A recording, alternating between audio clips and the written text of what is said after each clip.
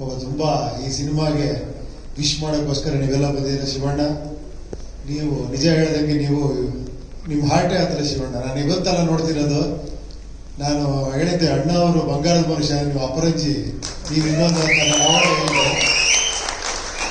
ಅದೇನೋ ನೋಡಿ, ಅದಕ್ಕೆ ನಿಮ್ಮಿಂದ ಬ್ರೇಕ್ ತಗೊಂಡ್ರು ಎಷ್ಟು ಜನ ಈ ಇಂಡಸ್ಟ್ರಿಯಲ್ಲಿ, ಏನು ಹೇಳಿ, ನೀವು ಅದಕ್ಕೆ ಹೀರೋ ಆಗಿ ಇರ್ಬೇಕು. ಯಾಕಂದ್ರೆ ತುಂಬಾ ಜನ ಡೈರೆಕ್ಟರ್ ಬ್ರೇಕ್ ಕೊಟ್ಟು, ನೀವು ಡೈರೆಕ್ಷನ್ ಮಾಡಕ್ ಹೋಗ್ಬೇಡಿ. 100 ವರ್ಷ ಇರ್ತೀರಾ, 100 ವರ್ಷದಲ್ಲಿ ನಾವು ಒಂದು ಪಿಕ್ಚರ್ ಮಾಡ್ತೀವಿ, 100 ಇಯರ್.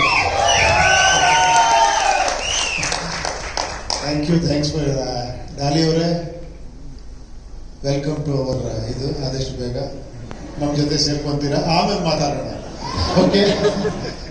ಇವರು ಆಲ್ರೆಡಿ ನಮ್ಮ ಜೊತೆ ಸೇರ್ಕೊಂಡ್ಬಿಟ್ಟಿದ್ದಾರೆ, ನೀವು ಬೇರೆ ಹತ್ರ ಸೇರ್ಕೊಂತ ಇದ್ರೆ. ಇವರು ನಿಜವಾಗ್ಲೂ ನಿಜ ಹೇಳ್ಬೇಕು ಅಂದ್ರೆ, ನಾನು ಮೊನ್ನೆ ಇದಾಗಿ ನಿಜವಾಗ್ಲೂ ಹಾರ್ಟಿಲಿ ತುಂಬ, ಯಾಕಂದ್ರೆ ನಾವಲ್ಲಿ ಇದೀವಿ ಅಂತ ನಮ್ಮನ್ನ ಎದುರುಗಡೆ ಹೊಳ್ತಾರೆ, ಹಿಂಗೆ ನೀವು ಆ ಥರ ಡೈರೆಕ್ಟ್ರು ಅಂತ. ನಾನು ಇವ್ರ ಪಿಕ್ಚರ್ ನೋಡಿದಾಗ ನಾನೇ ದಂಗಾಗೋಗ್ಬಿಟ್ಟೆ ನಿಜವಾಗ್ಲು.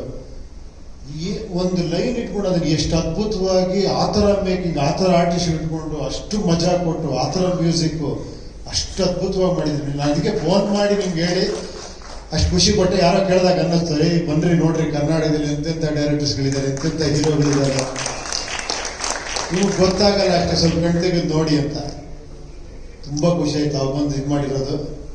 ನೀವು ಡೈರೆಕ್ಟರ್ ಆಗಿದ್ದು ಇನ್ನೂ ಖುಷಿ ನಮಗೆ.